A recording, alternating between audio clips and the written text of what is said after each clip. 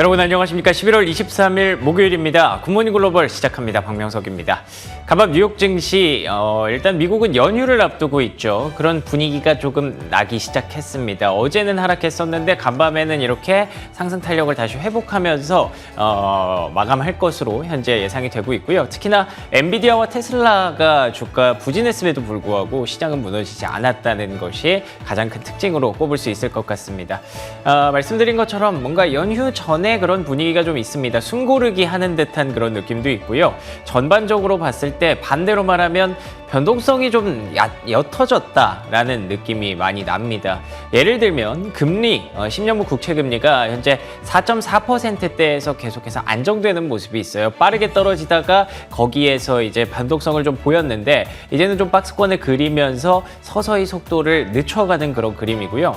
그리고 또 WTI, 유가 역시 최근 한 이틀 동안 또 뭐 사우디에서 감산을 좀 연장한다라는 얘기가 나오면서 반등했었잖아요. 그런데 또 간밤에 금세 또 빠졌습니다. 오펙 플러스 간에 서로 합의점이 좀 안 나온다고 해요. 그래서 오펙 플러스 회의가 또 일주일 정도 연기가 됐다고 하는데 이걸 트리거라고 하지만 어찌됐든 최근 한 달 동안 75달러에서 80달러 사이에서 계속해서 또 안정되는 모습이 나타났다고 볼 수 있겠죠. 그래서 그런지 앞서 말씀드린 것처럼 미국은 이제 내일이 추수감사절이고요. 그 다음 날이 블랙 프라이데이이기 때문에 사실상 연휴에 들어갑니다. 그 전에 어떤 소강 흐름 혹은 전날의 낙폭을 만회하는 그런 흐름이 나타났고요.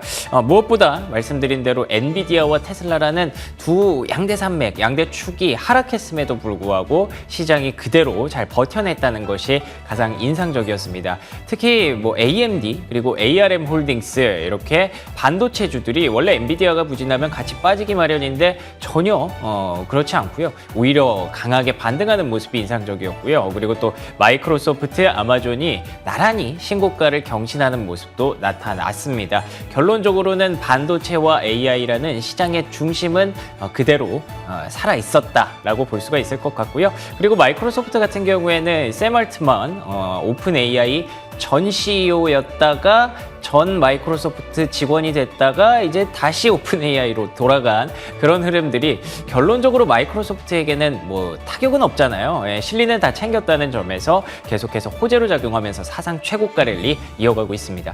물론 여기서 끝났으면 참 좋을 텐데 약간 좀 신경 쓰이는 이슈들도 있습니다. 예를 들면 농기계업체 디어라는 기업이 내년 매출 가이던스를 발표했는데 생각보다 그 시장의 컨센서스와 갭이 큽니다. 잠시 후에 월가이드에서 살펴볼 예정이고요.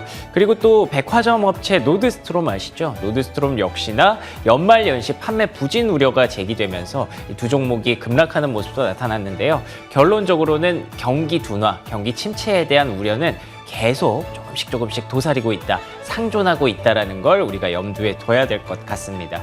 자, 그렇다면 뭐 중심은 그대로 잡혀 있고 경기 침체 우려가 조금씩 제기되는 상황, 과연 우리는 포트폴리오를 어떻게 가져가야 될까요? 함께 고민해 보시죠. 목요일 굿모닝 글로벌 지금부터 출발합니다.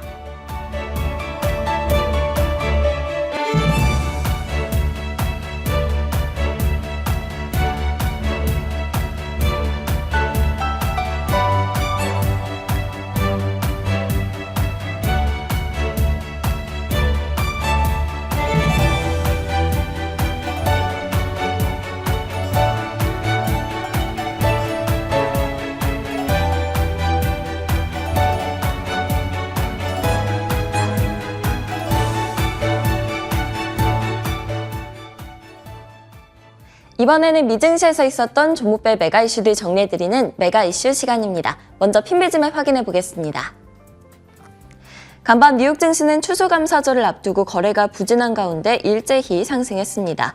국제유가가 급락하고 국채금리가 소폭 상승하는 가운데 주가도 상승하는 모습이었는데요. 대장주인 엔비디아와 테슬라가 급락했음에도 불구하고 시장 전반적으로는 상승 흐름을 나타냈습니다. 마이크로소프트와 알파벳, 메타, 아마존이 1% 안팎의 강세를 나타냈고요. AMD는 3%가량 급등했고 오토데스크는 호실적에도 불구하고 급락세를 나타냈습니다.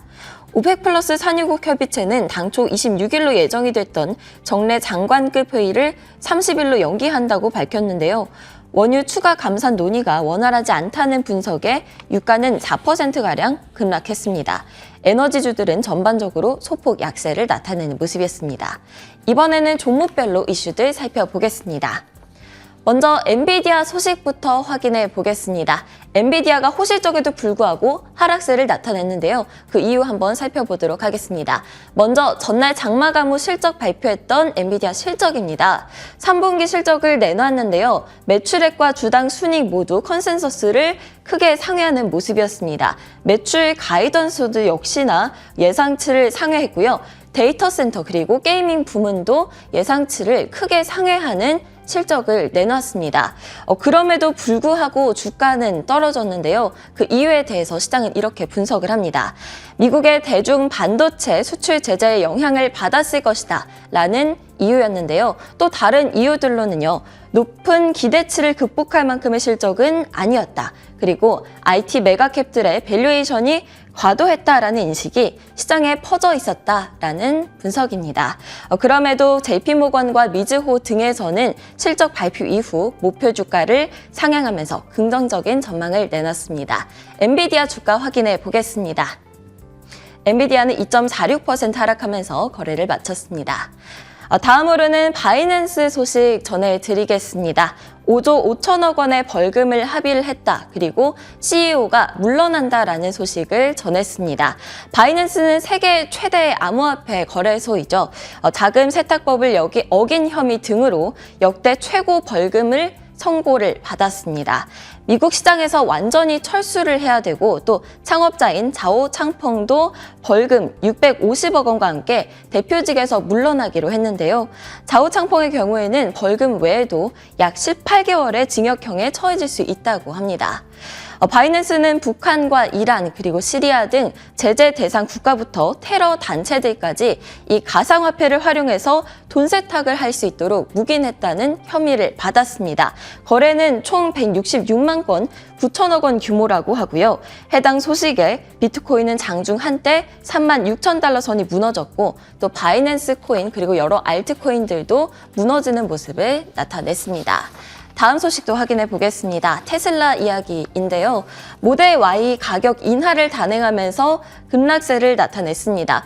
사실 어제 이 시간에 테슬라 주가가 오른 4가지 이유라면서 밸런스가 정리한 내용들을 말씀을 드렸었는데요. 가격 인하로 인한 압력이 어느 정도 좀 해결이 됐다. 소모가 됐다라는 이야기를 전해드렸었죠. 가격 인하는 판매량 증가에는 도움이 됩니다. 그렇지만 수익 구조 면에서 큰 타격이 된다는 문제점이 있는데요. 바로 다음 날에 이렇게 가격 인하를 단행을 해버렸습니다. 테슬라의 인기 차종인 모델 Y에 대해서 최대 3,000달러의 가격 인하를 단행한다고 했고요. 이에 마켓워치에서는 투자자들이 떨떠름해야 할 것이다 라고 지적하기도 했습니다. 테슬라 주가는 2.9%가량 하락하면서 거래를 마쳤습니다. 다음 소식 확인해 보겠습니다. 디어인데요. 연간 이익 전망치 실망에 하락세를 나타냈습니다. 분기 순이익 그리고 매출이 예상치를 모두 웃돌았지만 시장 예상보다 더 낮은 연간 전망치를 제시를 하면서 하락세를 나타냈습니다. 다음은 오토데스크 확인해 볼게요. 오토데스크는 실적이 예상치를 상회했음에도 불구하고 하락을 했는데요. 연간 가이던스를 상향 조정하기로 했죠. 그 다음에 매출이 9% 이상 증가할 것이다 라고 예상하기도 했는데요. 대략 전년도 예상치에 부합을 하거나 소폭 밑돌게 될 것이다 라는 의미로 풀이가 됐고요. 주가 하락은 월가에서 목표 주가를 하향을 한 영향으로 풀이가 됩니다. 월가에서는 이번 실적 예상은 도전적인 경영 환경을 반영을 한 것이다. 그리고 실적 예상이 좀 복잡하다라면서 목표 주가를 일제히 하향하는 모습이었습니다. 주가는 6.9% 하락하면서 거래를 마쳤습니다. 다음으로는 지수 마감 상황 살펴보도록 하겠습니다. 다우지수가 0.53%, S&P 500 지수가 0.41%, 나스닥 지수가 0.46% 상승하면서 3대 지수 모두 소폭 상승하며 거래를 마쳤습니다. 다음으로는 좀 더 자세한 시장 이야기 김태수 위원님과 함께 다뤄보도록 하겠습니다. 위원님 안녕하세요.